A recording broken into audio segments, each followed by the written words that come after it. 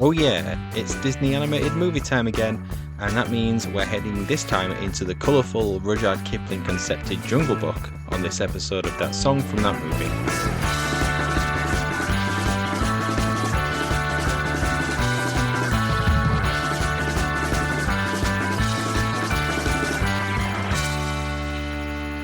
For the bare necessities.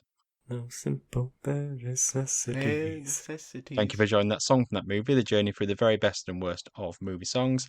I am your Disney classic host, Dietrich, and joining us, as always, is the somehow not straight to VHS sequel to The Jungle Book, Alex. Wait, what? Was it cinema released? So does that mean it's an official Disney film, like in the numbered canon? No, because it was still made by a different studio. The same way that like Planes isn't an official Cars Pixar film. I'm doing the finger thing. Yeah, it was probably made by like Disney Toon Studios. I think I always thought that Planes wasn't even Disney, that it was just like someone else. It was like, oh, they did the film about cars and that was successful. You know what? Planes. Can you imagine that boardroom? Everyone okay with Planes? The trains guy in the corner just like, sure. Completing the lineup is one of the few decent live-action remakes, Ben. Yep, it's true. I mean, there isn't many of them. But I hate it because it probably gave us all the other ones since. Yeah, that's true. And as well, they did two at the same time, didn't they? They did the Disney remake, and then there was a live-action Jungle Book that wasn't Disney, that came out like literally like a week there before. was. That was weird. It was, what's his face? The guy who played Gollum and... Andy Serkis was in it, yeah. Andy Serkis, as every animal. It wasn't even mocap. It was incredible. Yeah. I would like to know, in the past fortnight, what have you been watching? Jungle Book. It's rare for you to actually watch the film we're talking about, Alex. Yeah, no. It's probably not since Postman Pat that you did that, because you were doing the notes. Because I was watching it every single day anyway. And you're watching it every single day. Go on. I genuinely don't know if I've watched a film since it has recorded, which is bad. But I have been moving house, to be fair. We've watched a lot of TV, yeah, okay. a lot of TV, a lot of Netflix crime dramas. So not any film, not any single film. Children's films that I'd already seen. I'm trying to think of any new ones. Oh well, actually no, that's not true. We've watched because basically Arthur is going through like a really big Jack Black phase because of the Minecraft movie. So we've watched loads of Jack Black films. And we watched Gulliver's Travels. We watched... It's like a film called like The House with Clocks in Its Walls. It's like one of the weirdest names for a film ever. But weirdly, it has Kate Blanchett in it. I was like, what's she doing in that film? We watched the two Goosebumps films. So I have seen new films I hadn't seen before, but those not new films. They're just films with Jack Black in them. The sequel to the Jumanji sequel, the sequel to the sequel. The next level. Oh, welcome to the Jumanji. Welcome to the Jumanji. When you're watching Pick of Destiny. Well, yeah, I mean, obviously, there are some restrictions. You could, through his aging, you could follow him just with Jack Black films every year. Yeah, that's true. Yeah, could do that. Holiday next, obviously. Yes. School of Rock, obviously, which is still... I mean, we should cover the School of Rock, because the School of Rock still holds up as an amazing film. It's fantastic. Anyone seen the musical? No. Looks cringe. On the topic of musicals, I went to see Six. One of the best musicals. It was fantastic. Other than I knew what the topic was, I didn't know any of the songs, but I didn't really know what to expect. And now I was the same. One of a kind. Now I've listened to like the soundtrack like 3 or 4 times over in the past few days. Yeah, same. It's so catchy. It actually made its way into my Spotify top 5 because Zoe loves it so much. Yes, Zoe loves it so much. Yeah, well, I mean, I love it also, but it's mostly... I mean, I haven't seen it. I have heard the soundtrack. To me, it's virgin. Like, the problem with musical theory is that there are some that verge on cringe. The songs verge on cringe for me. I've not seen the show, so I can't comment. But the songs verge Alex, you'll be in the aisles. You'd be in the aisles with you see the thing is, I really love the song 6. The last song is just like, is truly great. But there are some of the other ones that I find. The first 30 seconds, I cringed, and then I was in it. I was fully in it. 100%. That's exactly what happened with me. Because they're all like, you know, how you doing, like, I imagine Leeds, and you're like, oh my god, it's going to be one of those things. And then I was like, oh my god, it's one of those things. It helps that it's only like 80 minutes. Yeah, that does help. And now you're all converts to the House of Holbein. I think just move on there. We've probably done enough for that segment. So after a long period, we are back on our Disney animated marathon. Next up is 101 Dalmatians. Wait, no, we already did that. Okay. Let's have a look. So the next one, here we go. Today we're looking at The Sword in the Stone. Oh, actually, no, those songs are completely unmemorable. Skip it. Jungle Book, are we happy with Jungle Book? Finally. I mean, it's the one I watched. It's the one I watched. Alex all of a sudden like thinking he's got the wrong memo there. Oh shit. I didn't check my texts. Yeah. So to find out what was happening in the world when the movie came out. Time for some history. We're going to October 1967. Some actual decent news in this time. The Cray twins. Yeah. Everyone knows them. Yeah. So apparently they killed the criminal Jack McVitie, not of the McVitie's empire. After hours of researching, realised no link. Led to their eventual life sentences. I always feel like with the Cray twins, I always associate them with that guy that would come to your school assembly to tell you how, he killed loads of people, but he found Christ, so it's all okay. I remember that visit, yeah. You remember that big bold guy who just came to tell us? Yeah. I do, he'd written a book. The point of it is always lost because he obviously comes to be like, don't do this, guys, but we'll spend an hour being like, you know what, here's all these amazing stories, about how I killed, Sydney Sweeney. Or what? Not her, but What? What a story. Sydney Sweeney Todd. Yeah. I feel like they were always lost. Everyone left just being like, wow, gangs are cool. I don't know if that... And he's like, Peaky Blinders, isn't it? Just love crime. To the garrison. To the garrison. The best thing, though, the famous Bigfoot video was taken in October 1967. So known as the Patterson-Gimlin film, this is that shot, you know which one I mean, of that big female Bigfoot when she was finally caught walking through the woods. Did they identify it as a female Bigfoot? Well, apparently they were assuming because they couldn't see a certain thing, it was probably a female. Well, they didn't see anything, did they? Because it's Alex, not real. These guys spent all their life studying Bigfoot, they know. What actually happened there is that one of them in that group said, it's kind of sexy. And then they all went, female, it's a female. yeah, probably. They couldn't see Bigfoot's Bigfoot. And then, you know what they say about Bigfoots. Big socks. Move on. Is a Yeti a Bigfoot? Or is it an abominable snowman? So, also in 1967, the Jungle Book was released. So, I'd be shocked if you didn't know, but if you don't, The Jungle Book is a 1967 animated Disney film based loosely on the stories of Rudyard Kipling, specifically from the period of 1894 to 1895, about a young boy named Mowgli who is raised by wolves. Though the original stories from the... my dog is barking. Though the original stories had a much darker, sinister tone than the film that we got, we have grown to love this light, family-friendly romp over time. But what do you guys think of this? There's a reason why we skipped The Sword and Stone and we did not skip this one. This one's commonly considered an animated classic. Actually, it's just a classic rather than specifically animated. It doesn't need that qualifier. And of course, I've seen this movie countless times over my lifetime, and I have fond memories of watching this as a kid. It's so full of life and colour, and I think it's hard for a child not to be swept up in the songs. Here comes the however, though. However, watching this recently really exposed some flaws, which I just do not remember being there. Like, the main two songs, minus Trust in Me, if we're even counting that as a song over really. like a ditty or something, are essentially back-to-back in the film and cover about, 10, maybe 15 minutes push runtime of the entire film. And that's the bit I remember. Like, that's vibrant and there's lots of movement and there's loads of kinetic energy. That to me is the whole movie, give or take. But so much of it, watching back, was just Colonel Hathi? Hathi, yeah. The elephant. Yeah, the elephant. Like his marching beat and characters. Basically, a lot of characters going, "Hey, ugly kid, why are you here?" I was sort of ashamed that I did essentially stop my rewatch with about 30 minutes to go and really had to force myself to return to it.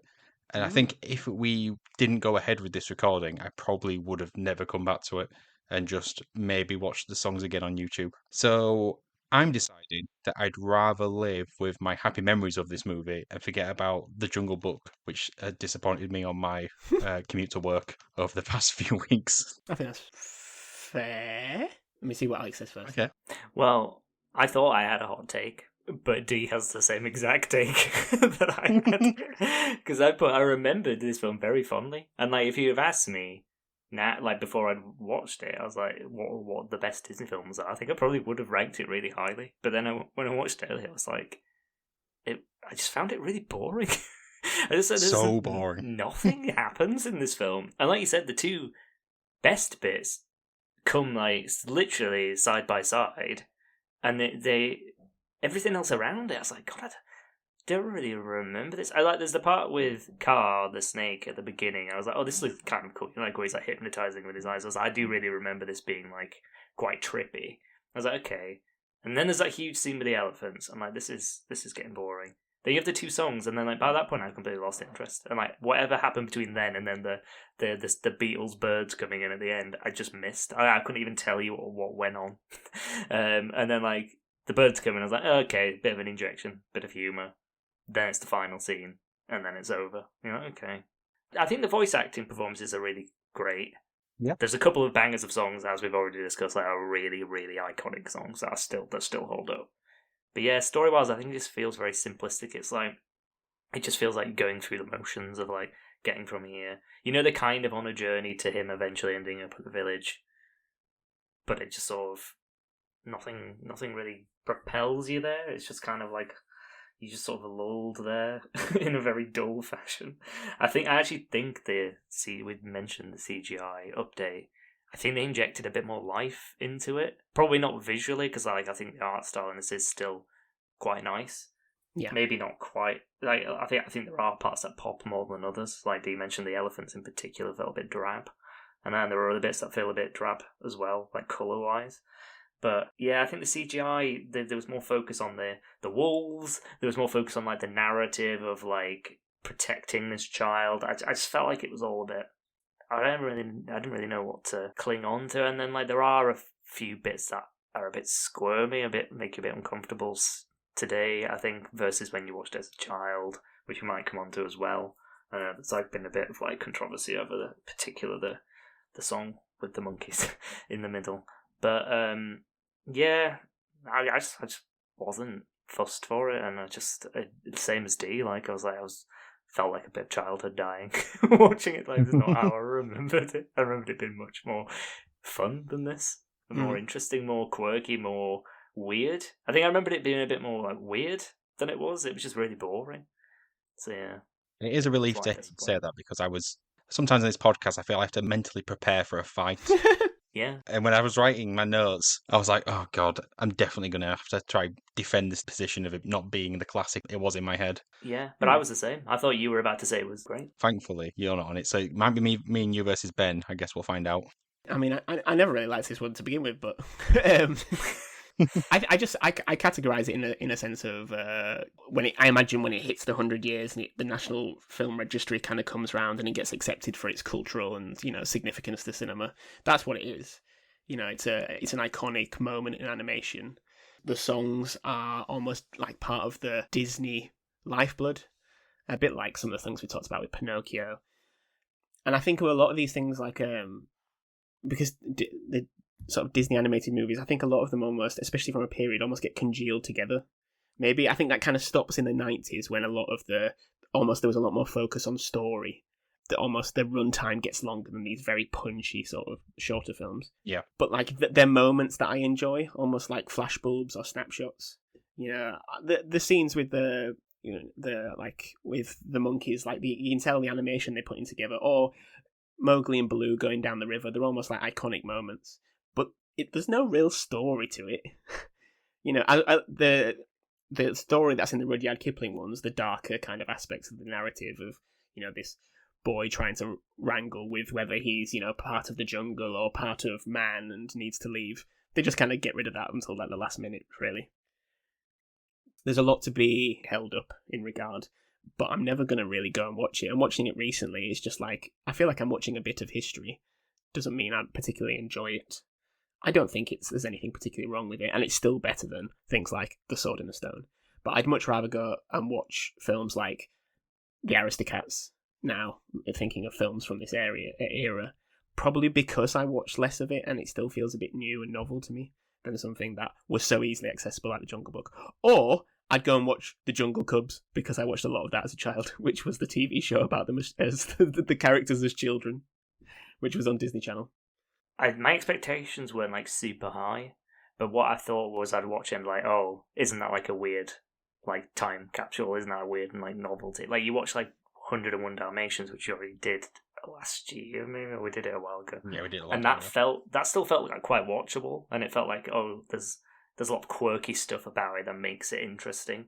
I felt like with this one there wasn't really like there was the part with the, like I said, with the snake at the beginning, the birds at the end, that you kind of like, oh yeah, this is kind of a, obviously the birds, they're kind of like riffing on like not Britpop, so Brit invasion bands and stuff, so they're kind of like making fun of that, and I think that's quite funny. But like you watch the rest of it, and it's just like there isn't anything there of intrigue. You want to find something that's makes it a bit weird. And like you talk about Aristocats, like you watch Aristocats and it's like so trippy at points and it's so strange. Yeah, it really is. Yeah. And so like you're like, well, that's fun to watch. I think there's reasons behind that, because this is the last Disney film that Walt Disney actually worked on before he died or was cryogenic frozen, depending if you're one of those weird people. Because he had a lot of heavy control. He'd just fire people and hire people on the spot. I think after that it goes into a weird either experimental or just a lull, because, it goes from one man to a very much a board decision. As much as there's still some gems in that, I do think Disney loses its way a bit, especially in like the 80s. Sort of, actually even more, maybe even more the 70s, with like, they're just reusing the, like Robin Hood, you might like the Robin Hood film, but it is just the Jungle Book repainted. Yeah, well, after Walt Disney died, like the Disney company really struggled because it was so many people wanting to do different things with the company. Like you had Roy Disney really pushing to just do whatever Walt would have done no matter what sort of thing. And then you had new board of directors come in and they were like, we can sell everything off. We can sell this to Warner Brothers. We can sell this to, is it RKO Pictures? Stuff like that. So like there were so many people pulling in different directions for Disney after he died, like in the 70s and the early 80s, until Eisner came on board and sort of started to bring everything back together. Yeah. So they were going through a bit of like an identity crisis, really. When you look at like the Jungle Book's influence, it's that, it's your favorite animator's favorite film. It's like they go to it of saying that it's possibly like the best character animation that was ever done for that hand-drawn style. All of the kind of the big Disney greats of maybe the 90s and early noughties say that this was the film that got them into animation. That rotoscoping was like mastered at this point. Yeah. I think it's very influential in a lot of ways. And the songs were so iconic. They captured kind of a musical style at the time. But I'm in the same as you. I think you can appreciate it, but I don't enjoy it. Do you guys like the modern sequel, the CGI version? I remember liking it, but not thinking it was as good as this version. And now I'm thinking, maybe it's better. Yeah, I think it's good. I think it's one of the... I don't think I like any of the other live-action ones, but I like this one. Yeah, I think I was, like, in principle, against it. Because, like, for one, it's like the Lion King one ended up taking to the extreme. It's like, it's not live action. So it's like, You're just doing a digital version of an already animated. You're just doing a photorealistic version. Yeah. I think the Lion King remake was when my love for cinema died. And it wasn't Toy Story 4. Yeah. Me and my wife left the cinema halfway through watching that film to watch the Love Island final. If that's not the death of cinema, I don't know what is. So yeah, I mean, the film was released to rave reviews at the time. Acclaim for everything, especially its soundtrack by the Sherman Brothers. It grossed $23.8 million worldwide, which at the time it became Disney's second highest grossing animated film of all time. It was the 9th highest grossing film of the year, and has had multiple successful re-releases, as Disney often did at the time. I think people will always hold it up as one of the great, especially of that time. Do you know who Gregory Peck is, the famous actor? Yes. So he was president of the Academy of Motion Pictures, Arts and Sciences, the Oscars of the time. And he really lobbied to try to get this film nominated for an Academy Award for Best Picture. But basically everyone just thought, like, no, again, they were back in this realm, I think, since Snow White, of, no, these are kids' films. No one agreed with him, and he actually resigned in protest. Well. Not until Beauty and the Beast, where another animated film was nominated for Best Picture. So we're going to cover most of the songs in the Jungle Book. As Dee pointed out, there's some more ditty versions, which we're not going to pay much attention to, otherwise we'd be here all day. And they're pretty naff anyway. But the first one I want to bring attention to, we talked about it a little bit, is what's called Colonel Hathi's March. Alex kind of mentioned this is when we have the elephants doing a sort of march, a parade of sorts, in this bumbling fashion through the jungle, more or less destroying it all. I've got a few interesting facts about this one, actually, that surprised me, but what do you guys think of this? It's almost a ditty, but it features twice in the film. It has a reprise a bit later on, so I thought mentioning it. Well, I think the first thing to mention is, why does the baby elephant have a full head of hair? That threw me. It's a weird choice, and I guess And then Wizard did it. yeah. Well, I think as well because he's got like a proper mop top. It's like, this is the hair of the youth of today. Let's put it on an elephant. So that was weird. I mean, it's not memorable. I did remember the elephants marching as part of the scene, but then I was like, this is the second elephant parade song in Disney films up to this point. I was like, that's a niche. That's a niche thing. Yeah. Because obviously we had Dumbo, but they probably reused some of the animations from Dumbo in this film, didn't they, for those elephants? No, in Disney. Maybe. Yeah. I don't know if we're in the real realm of reuse, but I bet they did. Yeah, it's forgettable. Other than I remember there being elephants, I didn't remember the song itself as such. Same. I didn't know we were covering this, and I know it happened in the film. I know I heard it twice, and I could genuinely not tell you how it goes. I always remember the beat, because it's always it's just kind of a... Oh, it's that. Right, okay. Oh, Yeah. It's that one. Keep it up. Wait, how did it go 2, again? 3, 4. Keep it up. It's that See, thing. to me, Mhm. that is just the background music you hear when you're in Colonel Hathi's Pizza Outpost at Disneyland Paris. There you go. That's the reference we needed on this podcast. Wow, life experience. The Sherman brothers who wrote it described it as a heavy and ponderous song, which is not the kind of thing I'd be asking for. I think, make me a heavy and ponderous song from Walt Disney. But yeah, it's supposed to be written in as like a jovial military drill song. I think this was the first song they wrote when they were told to make it lighter. So basically, as they were making this film, it was going to be very dark. Still have songs, but dark. And I think it was the previous film, which was Sword in the Stone, had done so poorly at the box office that Walt Disney came in, had a few strong words with the director, told him to jog on, and then asked them all to make it lighter. So that's why you get songs like this. The songs in The Sword and the Stone, which I did watch, because I had great intentions of doing notes for it, but it was so shit. I just gave up. But the songs are so unmemorable, and they all sound like the first attempt at writing a song from one of an earlier Disney film. So I'm not surprised it didn't do well, and I'm not surprised that they had to come into this film and be like, right, we're taking control, we're changing everything. Yeah, it's basically that. The main sort of Colonel Hathi, the main elephant, is voiced by someone called J. Pat O'Malley. Now, you may know this person simply through another famous movie reference. We all know Dick Van Dyke, yeah? Of course. Best known for Diagnosis Murder, of course. Well, yes, he was also apparently in something called Mary Poppins. Mm. Dick Van Dyke's accent in that film is famous. He's Cockney. He's one of the great Cockney accents. Anyone want to give me a rendition? Chim chimney, chim chimney, chim chim chiroo. Mary Poppins! Mary Poppins. Can shank you. I don't remember that bit, Yeah, but so J. Pat O'Malley was an American, but he had Irish roots. He had no Cockney reference, and J. Pat O'Malley was Dick Van Dyke's dialect coach. So an American with Irish roots taught Dick Van Dyke, an American, to speak like a Cockney. I mean, that explains a lot. It does explain a lot, yeah. But I mean, like, Julie Andrews is English, and she's I know. literally in that film with him. Could she not give him some pointers? I know she's not Cockney as such, but still. It's a true legendary accent, that. Anyway, we'll move on to probably the most famous song. One of the most famous songs of all time in the Disney canon.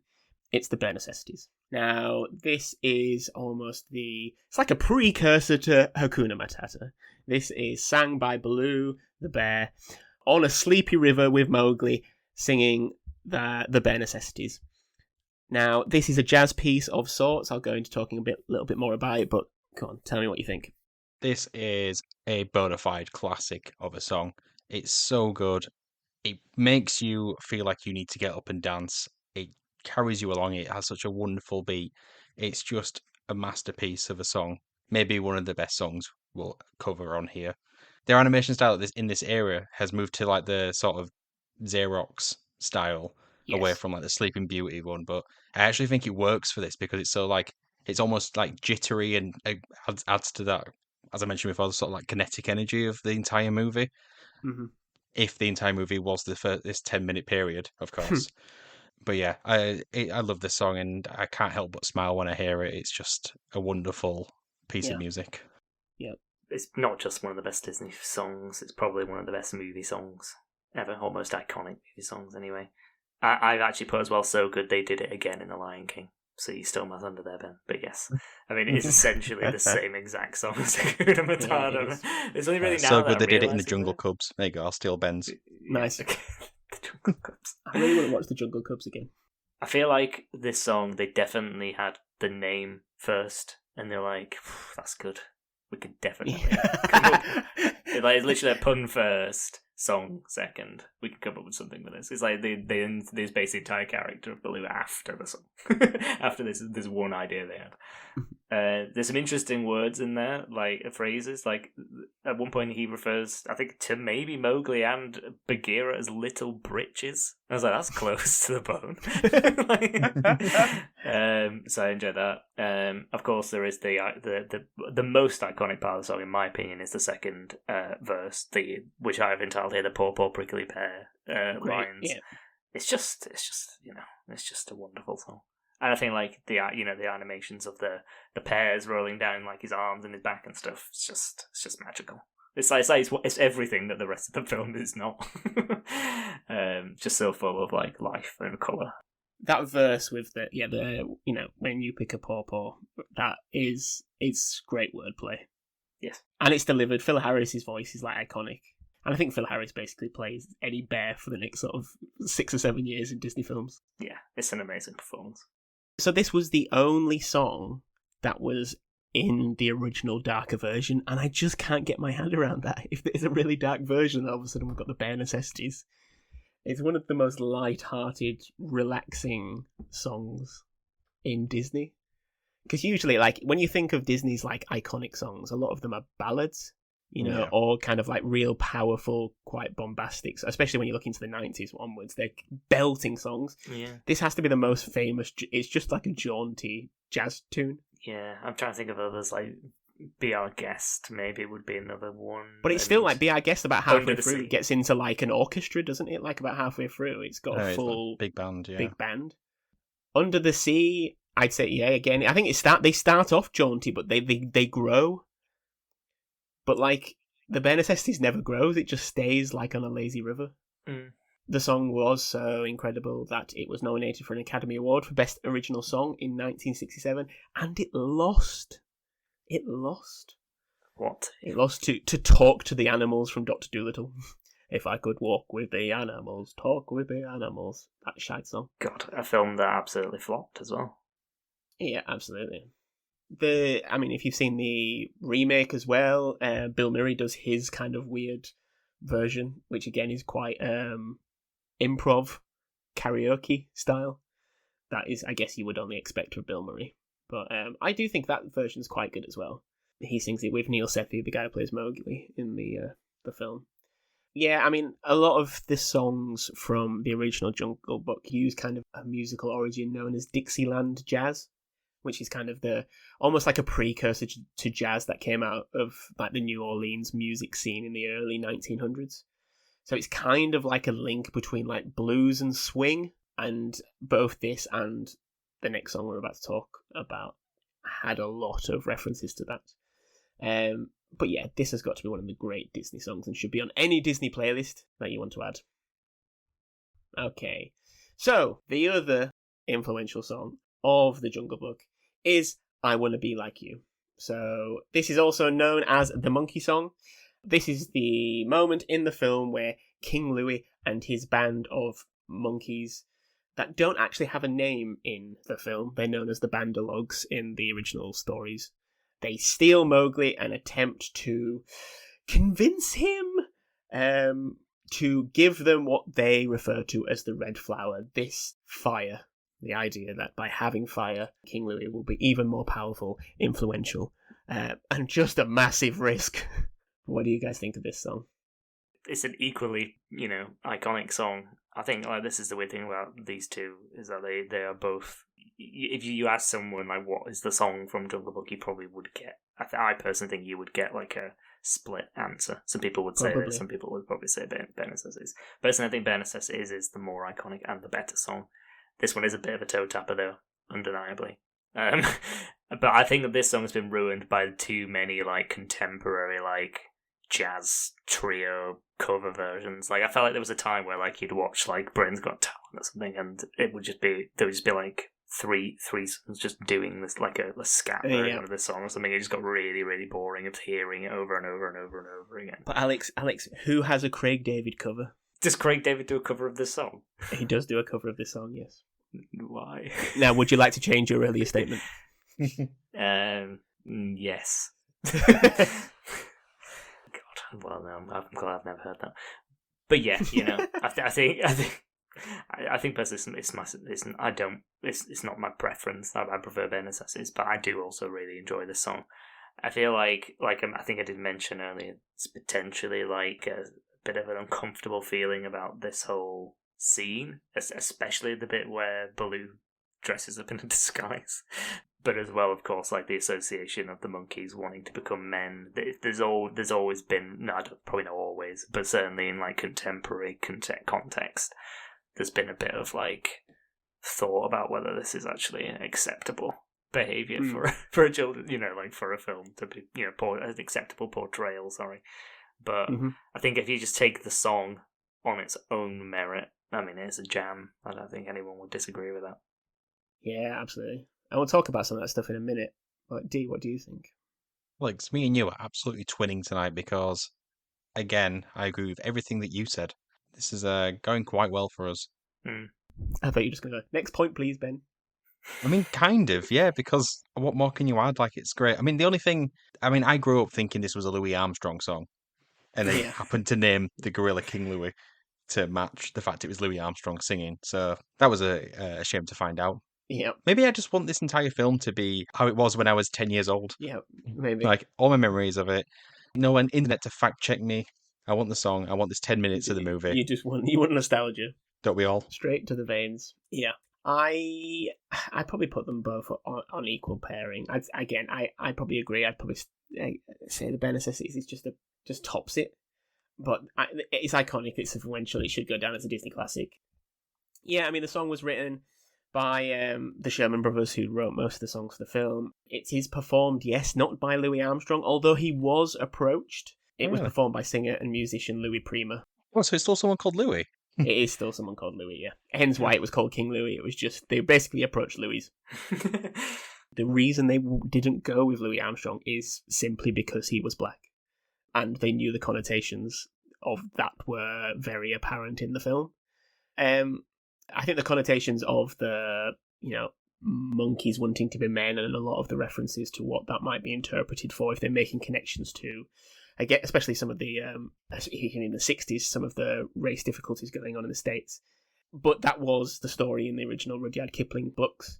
So I guess they just didn't want to pile on by making it very clear that the character would be based, say, on Louis Armstrong, a famous jazz trumpeter and probably the most kind of widely accepted black musician of the time, still very embedded in black culture. Now, Louis Prima, not really someone who's well known to modern audiences like Louis Armstrong. He was an American trumpeter, singer, entertainer, band leader, but he was Italian-American, which I guess that's why they went with him, to try to avoid some further references to potentially racial commentary. Even though, like, you watch Jungle Book on Disney Plus, it still has the warning beforehand, doesn't it? That it has before a lot of their early films. I forget what the specific warning says, but it's on so many about, there's representations in this film we don't agree with, but we don't want to delete the film, blah blah blah.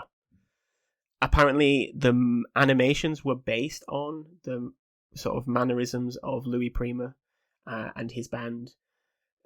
He was basically a very famous sort of jazz musician around New Orleans and New York in something called the Vegas Lounge. It's a lot more of that kind of Dixieland jazz style that we talked about earlier. They said it fit quite well with the sort of the chaotic nature of the monkeys who weren't really following this law of the jungle. And basically, the Sherman Brothers told Louis Prima when they were singing to just have fun with it, which I imagine is not easy when you've probably got Walt Disney just looming over your shoulder saying have fun with it with a scowl. He basically loved the idea that he was just supposed to basically go in and make himself a goofball. Apparently his moniker was King of the Swingers, which worked quite well with the line. Yeah, I think some of the kind of connotations, it's hard to not notice, and I do think Disney tried to not double down on it. I think they were just very aware of it. I don't really know what else they could have done.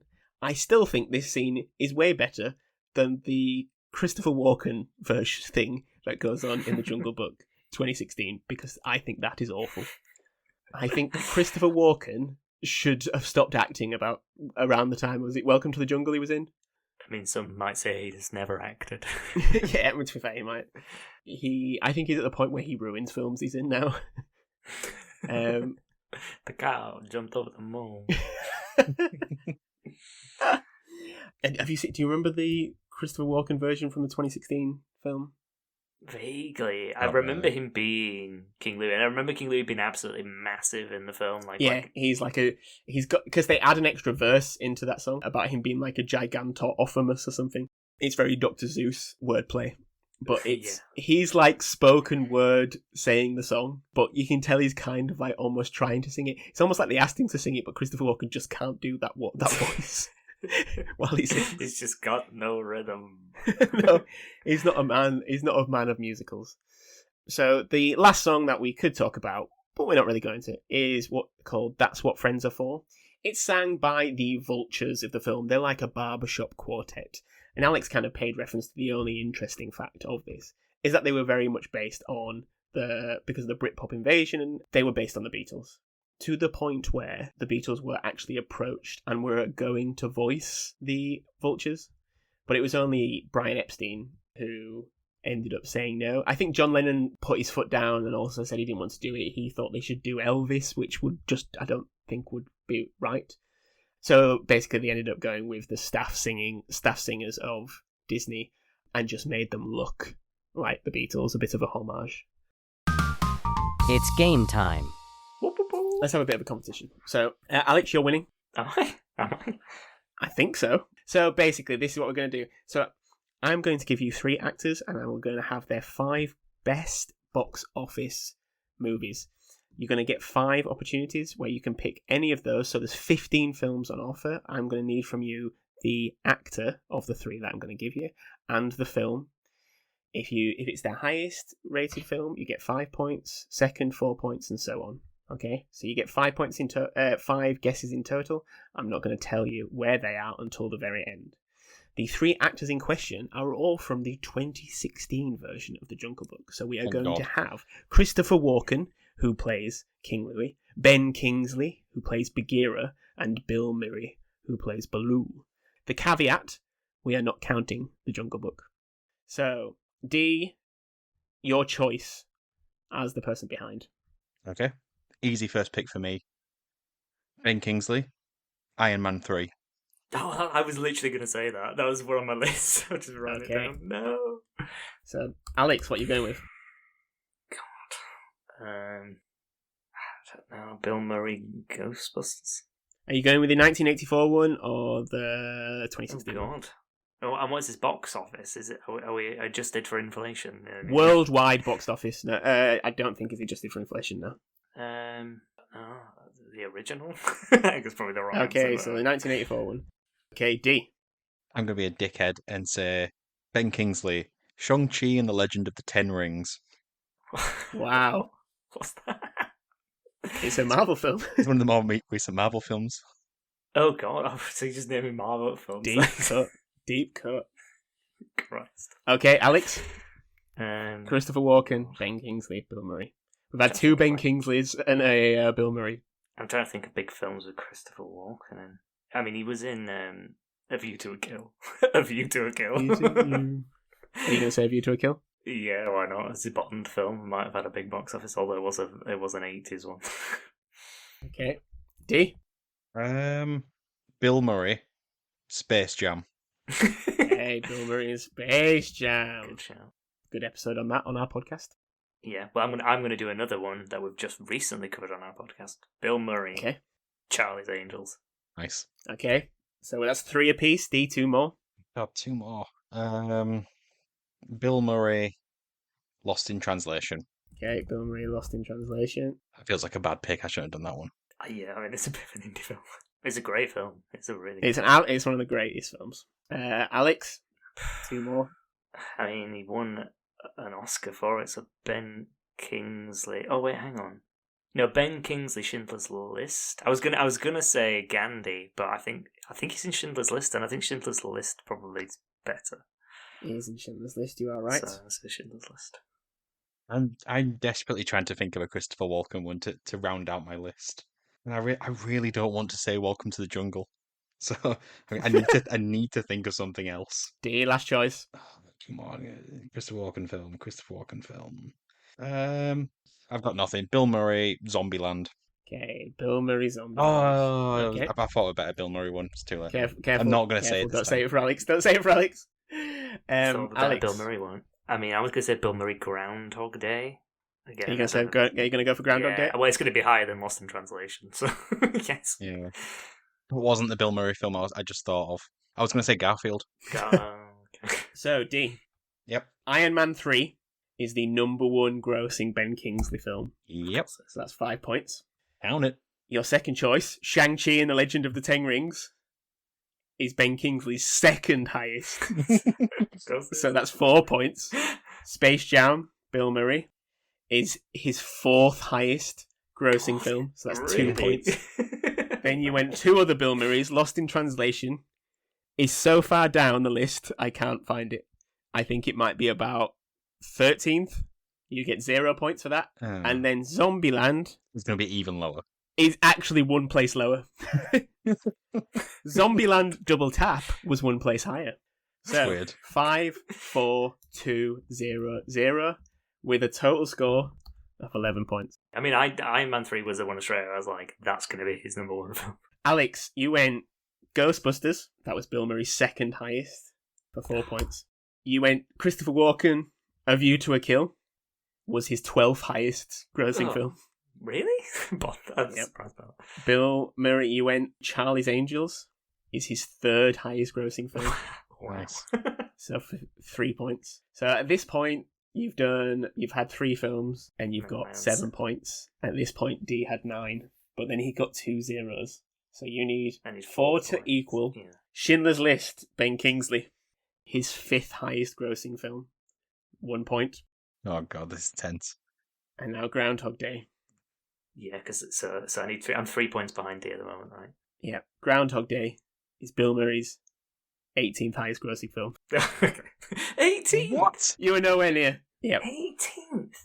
yeah. It was. I think it was quite a small hit. Basically, Groundhog Day did amazing in America, did nothing globally. Is it Ghostbusters 2? Is that his top grossing film? So these are not counting Jungle Book, obviously. So when I was saying that was not counting Jungle Book. Bill Murray's highest grossing film, not counting Jungle Book, is apparently Ant-Man and the Wasp. Someone, Quantum Mania or something. I don't know. Is he in something? Oh yeah. So it's another Marvel film. They must. It's a weird cameo. Okay, so final score: D, you got 11 points. Alex, you got 8 points. You do. D wins. Hey. Catching up. Well done, D. Marvel knowledge comes through. Yeah, it really came in clutch. Didn't In it? fact, actually, though, you should improve it though because you could have done even better. I guess that brings an end to another episode of That Song from That Movie. Let us know which of the 2 songs we covered of The Jungle Book you think is the best on one of our many social media platforms. Ben, what is our social media handle? At TSFTM Pod. So you can also help the podcast by sharing this on Reddit. But Alex, what random subreddit should everyone share it on this week? We've probably recommended this before, but Andy Serkis. We must have done that one before. Just get back on there, though. We've been banned from that subreddit.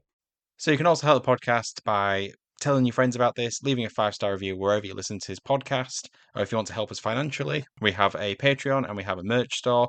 All the links to everything are in the show's notes. So what's left now is to do some goodbyes. So it's goodbye from myself and goodbye from Alex. Now don't start that again. And goodbye from Ben. I want to be a man cub. So goodbye, everybody. Bye. Bye.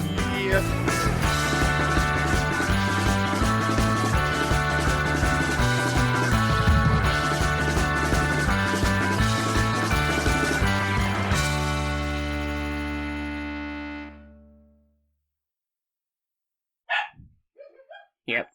Wait for the dogs to run downstairs to go outside.